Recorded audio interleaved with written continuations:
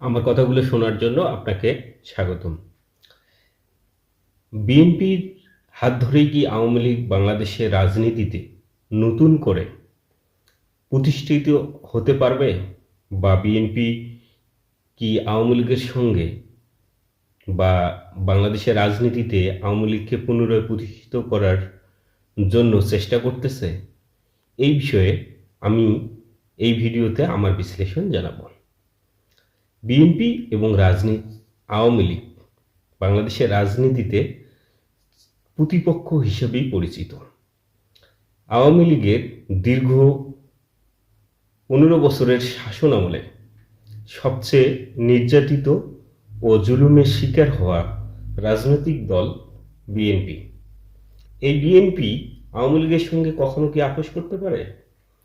সম্প্রতিকালে আমরা আওয়ামী লীগের কিছু নেতার বক্তব্য যেভাবে উপস্থাপিত হচ্ছে, সেই বক্তব্যের অনেক অংশই বিএনপির সঙ্গে মিলে যাচ্ছে, অথবা বিভিন্ন রাজনৈতিক দল অথবা ব্যক্তি, বিশেষ করে বৈষম্যবিরোধী ছাত্র আন্দোলন এবং জাতীয় নাগরিক কমিটির অনেক নেতা বিএনপিকে আওয়ামী লীগকে রাজনীতিতে পুনঃপ্রতিষ্ঠার জন্য সুযোগ সৃষ্টির কারিগর হিসাবে আলোচনার মাধ্যমে বিতর্ক উস্কে দিয়েছে। আমি মনে করি ক্ষমতার দ্বন্দ্বে, অর্থাৎ বিএনপি এবং আওয়ামী লীগ দুটি বড় রাজনৈতিক দল বাংলাদেশের।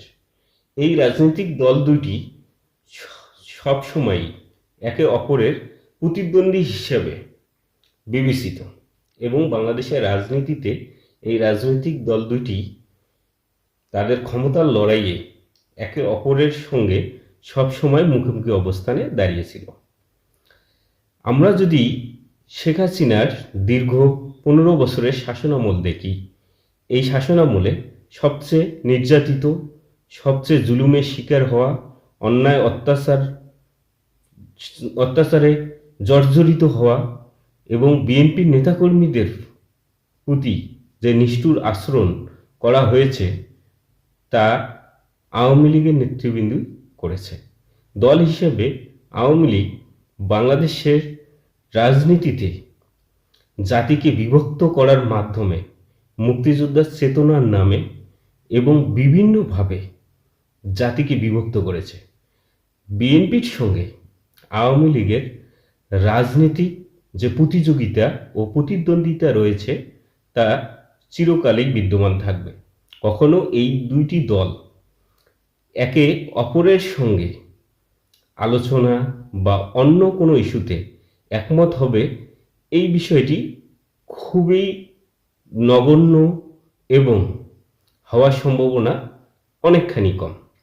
বিএনপির দাবির সঙ্গে অন্য যে কোনো রাজনৈতিক দল বা ব্যক্তির দাবি এবং মতামত মিলতে পারে, তবে এই জিনিসটা মনে রাখতে হবে যে বিএনপি একটি রাজনৈতিক দল হিসাবে বাংলাদেশের মানুষের ভাগ্য উন্নয়নে, বাংলাদেশের স্বাধীনতা সার্বভৌমত্ব রক্ষায় অঙ্গীকারবদ্ধ এবং বহুদলীয় গণতন্ত্রের অন্যতম ধারক ও বাহক। সেক্ষেত্রে বিএনপির মতামতের সঙ্গে আওয়ামী লীগের অনেক মতামত মিলতে পারে।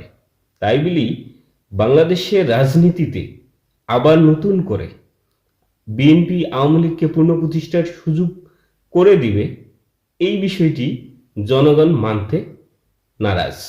অপরদিকে বিএনপি বাংলাদেশের যে নির্যাতিত এবং অত্যাচারিত হয়ে নিজেদের সাংগঠনিক ক্ষমতায় আরও বেশি জনপ্রিয় হয়েছে, বিএনপির শীর্ষ নেতৃত্ব বেগম খালেদা জিয়া একজন আপোষহীন এবং অনেক নির্যাতনের পরও আওয়ামী লীগের কাছে নতি স্বীকার করেননি।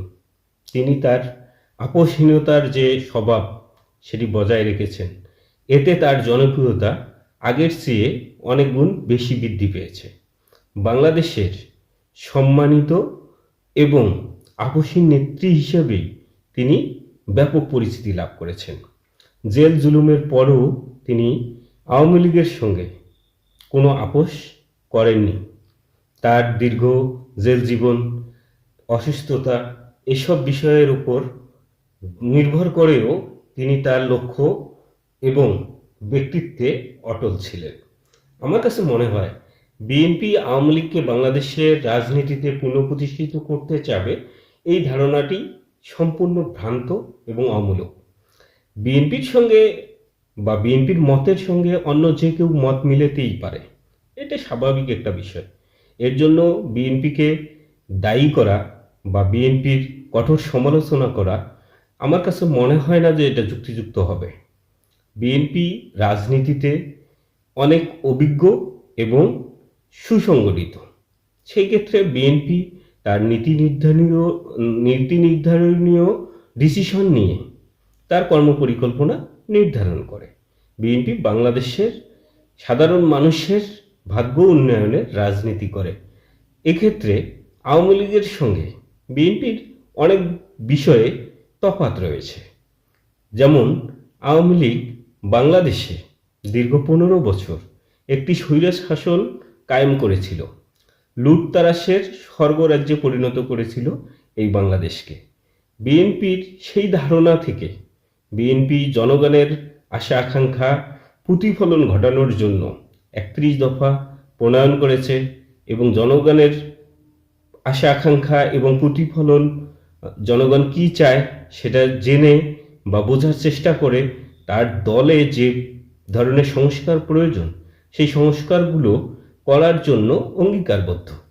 এজন্যই আমি মনে করি যতই বিতর্ক থাক না কেন, আওয়ামী লীগকে বিএনপি কখনোই বাংলাদেশের রাজনীতিতে পুনঃপ্রতিষ্ঠিত করতে চাবে না অথবা সাহায্য সহযোগিতাও করবে না।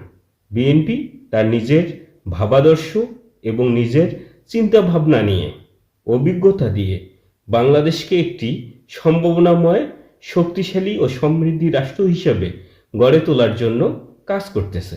সেক্ষেত্রে আওয়ামী লীগের সঙ্গে বিএনপির কোনো নেগোসিয়েশন বা সমঝোতা হওয়ার কোনো সুযোগ নেই। অপরদিকে আওয়ামী লীগের চিন্তাভাবনার সঙ্গে বিএনপির চিন্তাভাবনাও মিলবে না, এটাই স্বাভাবিক। এই ভিডিওটি দেখার জন্য আপনাকে ধন্যবাদ।